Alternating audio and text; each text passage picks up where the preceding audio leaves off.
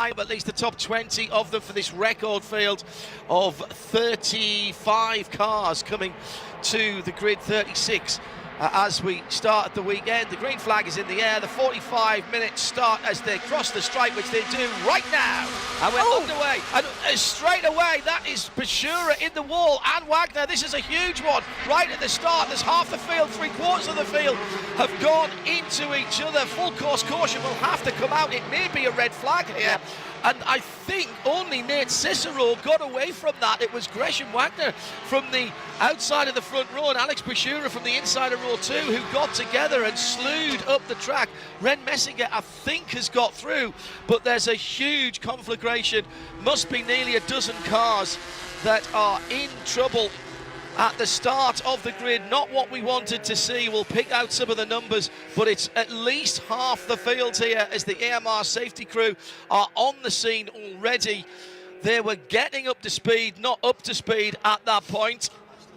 And the problem is that it started off with the first 2 cars in line. Nate Cicero, who moved over at no fault of his own. Gresham Wagner then getting into Alex Bashura, both cars who had been on the top side. Bashura gets a nudge from behind. Yeah, absolutely right. It was a great start by Nate Cicero from pole position, and he was clear of it all, which actually meant that Gresham Wagner and Alex Bashura were together, although they didn't start on the same row of the grid.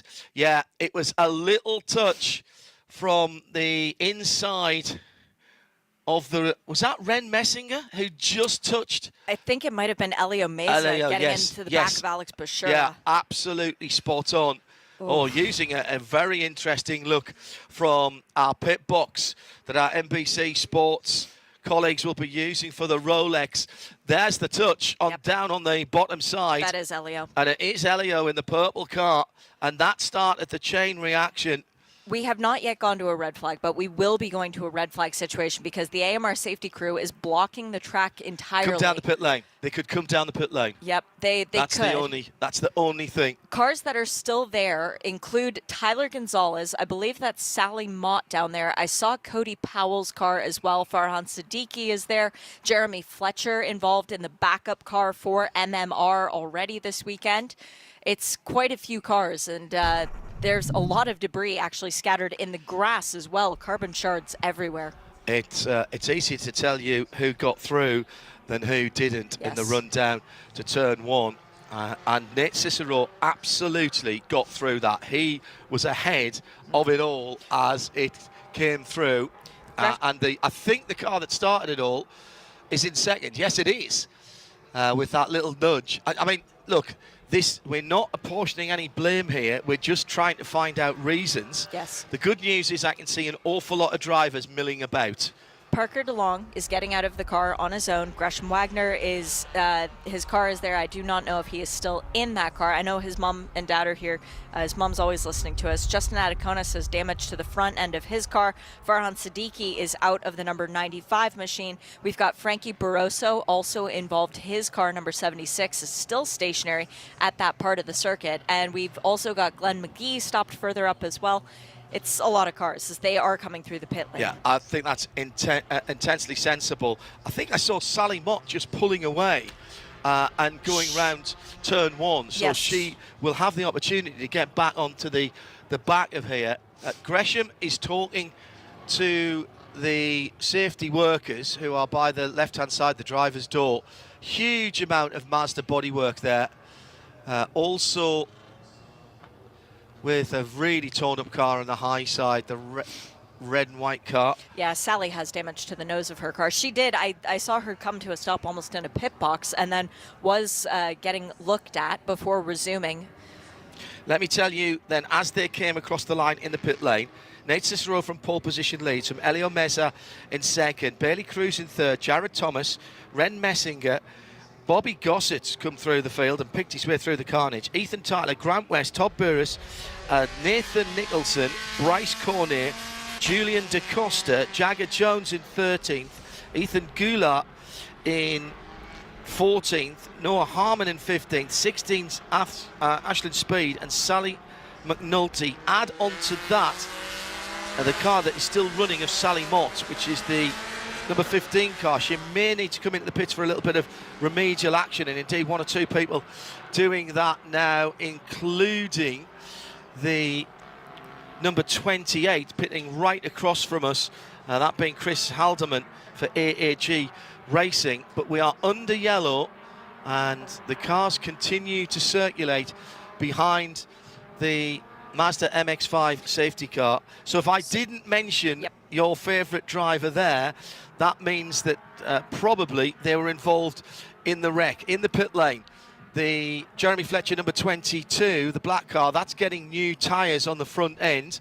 Also for right behind them for MMR is the number 23 Justin Adeconis car. And behind them in the pit lane is the Rafa number 81, the white car of Caroline Kanda. So they're still in this at the moment, as well as the clean-up continues on the front straight. Ethan Goulart also getting a new right front Michelin, maybe a bit of bodywork damage to that car as well. Now, I can tell you that Gresham Wagner is out of the car. Good. We know his family's here. They took time making sure he was all right. And I think he'll have to go to the infield care centre. Yes, he's making his way to the ambulance on his own 2 feet at the moment. Great work by the AMR safety crew, as ever. Cody Powell also out of his own car unaided. And it's a rule within IMSA. If you're involved in an incident of any type and the safety crew doesn't automatically take you to the infield care center, you're responsible for getting yourself to get there. Yeah, absolutely right. So this is standard operating procedure. So we are under yellow with still 38.5 minutes to go with a 45-minute race from a huge incident. Cicero getting away, and then a little tap on the back of Alex Bashura, who went up and hit the number 5, the blue and black car of Gresham Wagner, and from then on it was carnage. And there's just nowhere to go, Shea. At that point, everybody is so close to the car in front as the green flag has just flown and into the wall at first two. So what did we get through? Maybe the first 8 or 10 cars, and then everybody behind that had to take avoiding action, and some did make the way through, some did not. Great look from the high camera. Heather Hadley's car being towed off the track.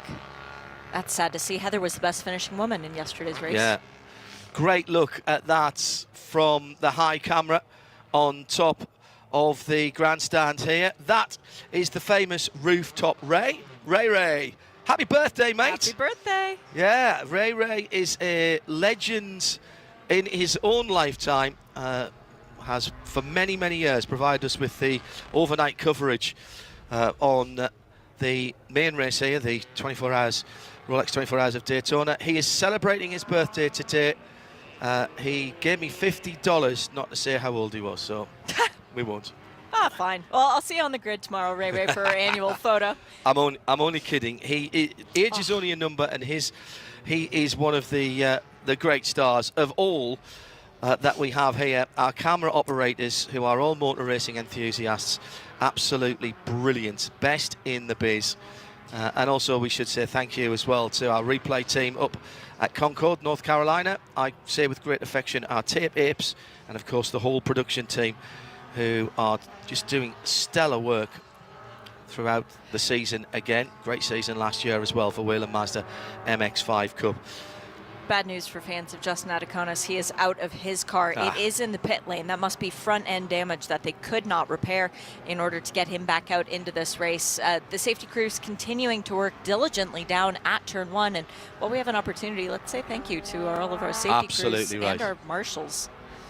Bryce Cornet's car still stationary in the pit lane as well, the number 65, after his best result ever yesterday. Weston Workman had a troubling day yesterday and a trying day yesterday. They're working on the left rear of the purple 13, a little bit further down the pit lane. Amazingly, after that huge multi-car incident, there are now only, I think, 6 Mazdas still to move. I mean, we lost half the field. We lost 17 cars in that schmozzle. So very grateful that we have such good safety crews to be able to clean this up so quickly as well. And also, you've got to say that whilst Whelen Mazda MX-5, some people would say was close to an entry-level formula. The FIA approved roll cage, the safety seats, the fire suppressing systems, and everything else. There's no compromise in these cars. They are properly built. Yes, they do start life as a street stock Mazda MX-5, comes in from Japan, goes actually just down the road to the Fliss brothers Performance. Fliss. Yeah, the two Fliss brothers at Fliss Performance.